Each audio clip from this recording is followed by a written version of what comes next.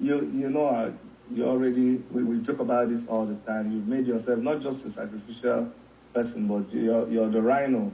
And you, you go start anywhere you see fire, you don't even think, you just run into it. And then whatever happens, even if it means sacrificing yourself, you go and quench that fire. So you're the rhino of our time. And people who love animals should really understand Omoyele Sowore is a rhino. So I don't know which other animal you want to talk about. But having said that, on a serious note, show, you've helped tons and tons and tons and tons of Nigerians. The other day I saw, what's his name? C. King writing something. And I reprimanded him seriously. I said, C. King, are you mad? Do you remember?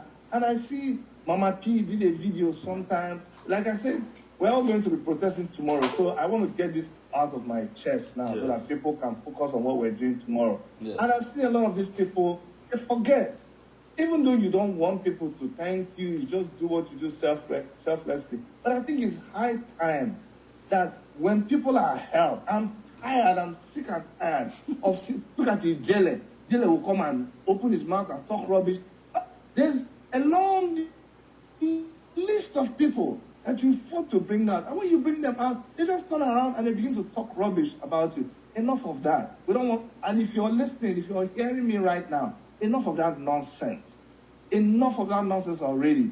We are tired of Dr. Chidi, come and help you. Dr. Chidi, come and use. Dr. Chidi, and ask us. Dr. Chidi, let me tell you something here. I'm coming from a meeting with the guys you are mentioning, the obedience, to work on how to get justice out, right? Let me tell you, this is thankless job, right? Thankless job. There are some people that you have to help, whether they deserve help or not. It is your contribution to society. There are some people who will not appreciate you now, but they will appreciate you in the future. Or their children will appreciate you. You get my point? I know how bad it feels. Sometimes I wish that when I help people, I will get them to sign a paper that they will be of good behavior. Of good behavior. But don't forget that there are people have helped me before too. You know? So, and you know, in the midst of this, you also have to be grateful that moments present themselves that we call teachable moments. What's a teachable moment?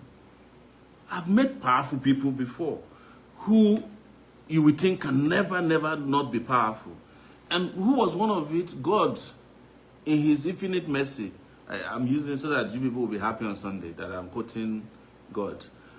That I met Malami. I met Malami at the Federal High Court. Jesus Christ. Yes. Jesus Christ. And this should tell those of you who love power. Sure. Yeah. Yes. One second here. I want to acknowledge you. When you're talking about Malami, there is somebody, there's a lady here in the comment section. Yes. This lady here, I'm going to put her up. You see, this lady here, Bellebo, yeah. Okay? This lady was one of those people that we were here. We did a marathon. We were praying, we were doing night vigil here. I was in tears, and a lot of these women were crying when you were in detention. This lady was there. It's making me emotional. They were laughing at us. And it was Malami himself that, you know, that time they got extra days so that they can keep you for 56-something days in detention. Malami took over the case. We were here. So It went on BBC. It went on BBC, right? And it was when he went on BBC that my children knew for the first time that I was facing trouble. Their mom had, you know, kind of shielded them from, and said, "No, your dad will be home tomorrow. You know, you'll soon be home." But somehow they found out when Malami went. I said, "But mommy, my dad is in deep trouble. The Attorney General and Justice Minister in Nigeria is saying my dad tried to overthrow the government.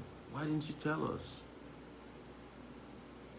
At that point, you know, it's a different level of, you know, therapy for the kids again to convince them that, no, it's just, Because they know who an attorney general is of a federation of a country. They know that when the attorney general say you are in trouble in the US, you are in trouble. So Malami not only did that to me, it was Malami them that packaged the abduction of Nnamdi Kanu from Kenya to Nigeria.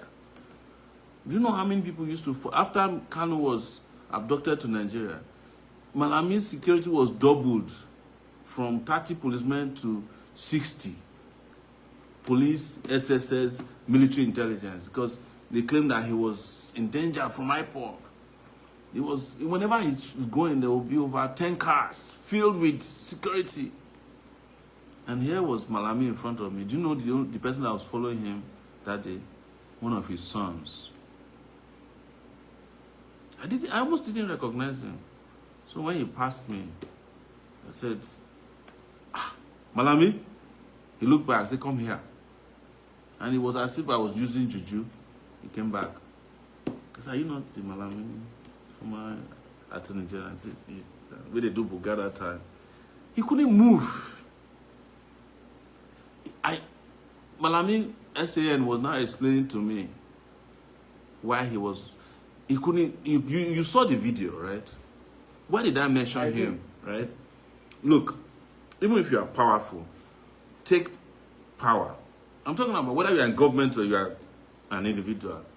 Take it as a honor that you are powerful because, not because you are the best person. It's because people repose in you that power. So don't misuse it. The people that should be most careful and humble are people who have public trust. If the public trusts you with power, don't mismanage it by oppressing another person. No, whether you are in government or you are an individual, because, my brother, nothing lasts forever. And that was what Malami's case showed to me that day. You know? So, even if you have the power to destroy people, I'll bring you down, I'll bring you down. You are not going to be around forever. Yeah? No, you won't be around forever. And the moment the power gets to you and you get to the point at which you should be checking yourself is when your power is working for you negatively, you know, when the power you have is hurting other people. You know, I've explained this to you, Dr. Chidi, before, you know, because you also questioned when I helped some, you know, we had conversation about Ijele, you know, but yes, I know how if you leave me, yes, some of the people that you have gone to fight for, yeah, me, I will not, if you leave me, yes, I will not let you. And we fight over this all the time. Yes, so, but you see, if you know what it means to spend one night in prison when you have not committed an offense that warrants you going to prison. I go to prison a lot, and I know each time I go to prison, I didn't commit an offense. And I know how harrowing it is to sleep in a room that you didn't deserve to sleep in. It's understandable for people who have committed an offense. If you kill somebody now, you can understand that you start premeditated murder, that you went and killed somebody. So anything that happens to you, society even understand that you deserve, even they ask you to sleep on a bed that is made of nails, nobody will look back. But that in itself also have limitation, because everybody must be treated with dignity.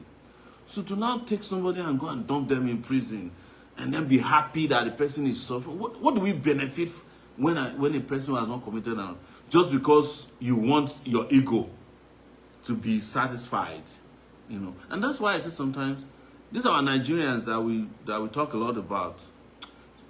Some Nigerians, they like oppression, no? They're happy when people suffer. Not everybody, but some. And that's something I cannot stand. And the government understands. That is why they help you oppress yourself. Because government don't like it when they are the only ones oppressing people. So they say, now they do it to themselves now. And they will help you do it so that they can let the blame go round.